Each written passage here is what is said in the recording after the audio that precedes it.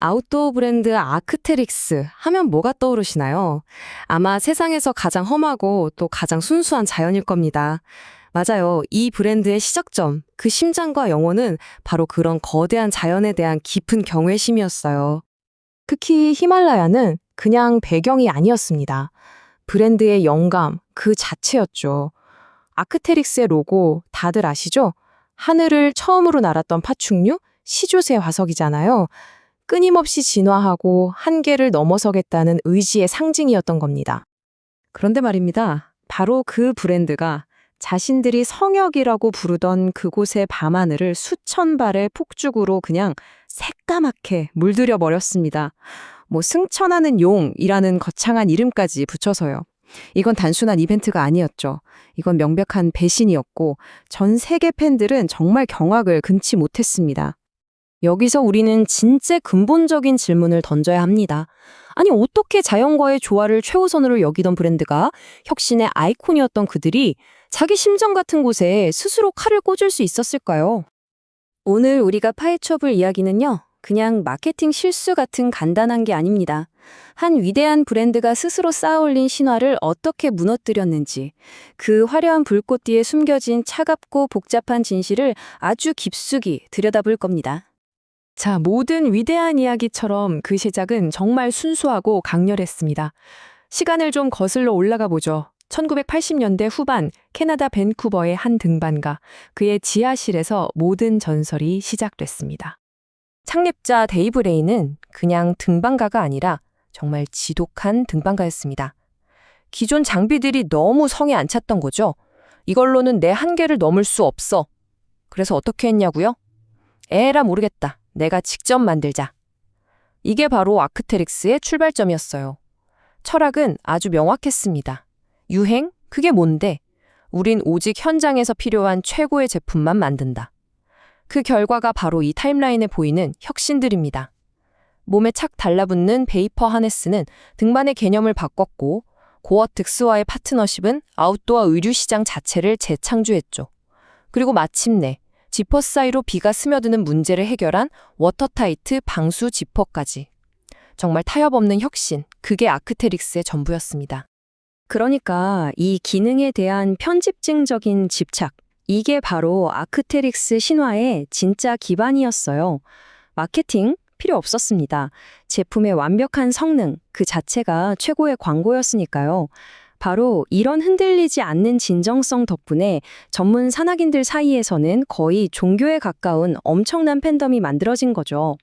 수십 년 동안 이렇게 전문가들의 전유물이었던 아크테릭스에게 2010년대 후반 전혀 예상치 못한 곳에서 새로운 바람이 불어옵니다. 그곳은 바로 산 정상이 아니라 도시의 거리, 그리고 패션쇼장이었습니다. 결정적인 순간은 2020년이었어요. 패션계의 슈퍼스타 버즈라블로가 파리 패션위크에 턱하니 아크테릭스 재킷을 입고 나타난 겁니다. 이 사건 하나가 고프코어라는 거대한 트렌드에 불을 붙였죠. 틱톡에서는 재킷 입고 샤워하는 챌린지가 유행하고, 순식간에 아크테릭스는 그냥 기능성 옷이 아니라 힙스터들의 새로운 상징이 되어버렸습니다. 자, 바로 이 지점에서 브랜드의 치명적인 딜레마가 시작됩니다. 브랜드의 가치가 성능에서 과시로, 기능에서 로고로 옮겨가기 시작한 거죠. 아크테릭스는 이제 완전히 다른 두 주인을 동시에 섬겨야 했습니다. 한쪽은 목숨을 걸고 생존을 위해 제품을 사는 진짜 산악인, 다른 한쪽은 로고가 주는 쿨함을 소비하는 도시의 패셔니스타. 이 아슬아슬한 줄타기는 결국 비극의 서막이었습니다.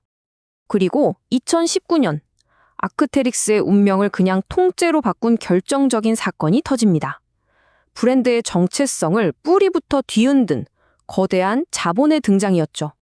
아크테릭스의 모회사 아머스포츠가 중국의 스포츠웨어 공용 안타스포츠가 이끄는 컨소시엄에 팔린 겁니다. 인수금액이 얼마였냐고요? 무려 46억 유로, 우리 돈으로 약 6조 4천억 원이라는 정말 천문학적인 금액이었어요. 이 소식이 전해지자마자 온라인은 그야말로 불안감으로 들끓었습니다. 근데 이게 그냥 특정 국가에 대한 편견이 아니었어요.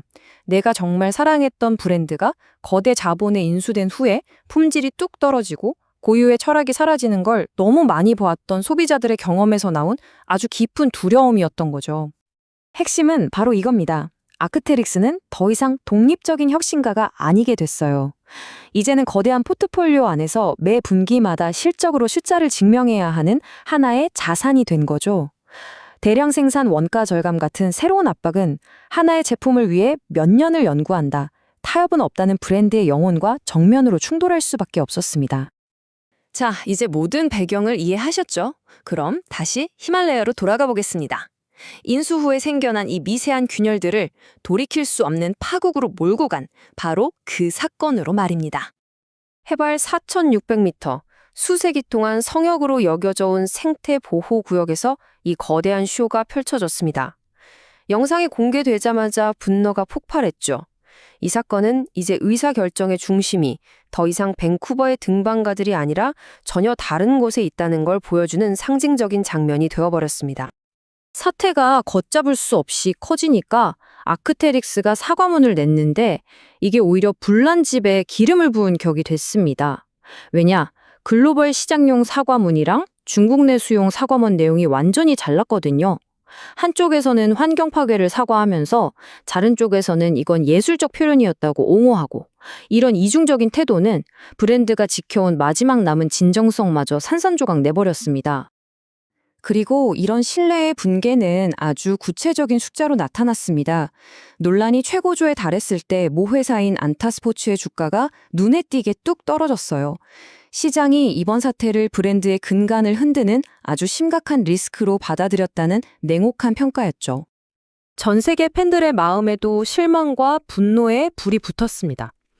중국 자본이 들어가면 변질될 거야 라는 막연한 우려가 거봐, 내 그럴 줄 알았어 라는 뼈아픈 확신이 되는 순간이었죠. 수십 년간 쌓아온 신뢰라는 가장 중요한 자산이 하룻밤의 불꽃놀이와 함께 그냥 재가 되어버린 겁니다. 그리고 이 사건은 일종의 인식의 독처럼 작용했습니다. 한번 신뢰가 무너지니까 소비자들은 브랜드를 완전히 다른 렌즈로 보기 시작한 거예요. 이제 제품에서 발견되는 사소한 흠집, 불만족스러운 서비스 같은 게 더 이상 그냥 개별적인 문제로 보이지 않는 거죠. 모든 게 거대 자본에 넘어가더니 결국 이렇게 쇠퇴하는구나 라는 거대한 이야기의 증거로 해석되기 시작한 겁니다. 결국 이야기는 처음으로 돌아옵니다. 아크테릭스 로고는 여전히 매장에 걸려있죠. 하지만 그 로고가 한때 상징했던 그 진화의 정신, 자연에 대한 경외심, 타협 없는 완벽주의는 이제는 그냥 희미한 유령처럼 느껴질 뿐입니다. 불꽃은 꺼졌지만 한번 새겨진 배신의 상처는 쉽게 아물지 않겠죠. 한 브랜드가 자신을 위대하게 만들었던 바로 그 영혼을 스스로 배신했을 때 우리는 뭘 선택해야 할까요? 시조새는 다시 날아오를 수 있을까요? 아니면 박물관에 전시된 영원히 날지 못하는 화석으로 남게 될까요? 어쩌면 그 답은 이제 우리 소비자들의 손에 달려 있는지도 모르겠습니다.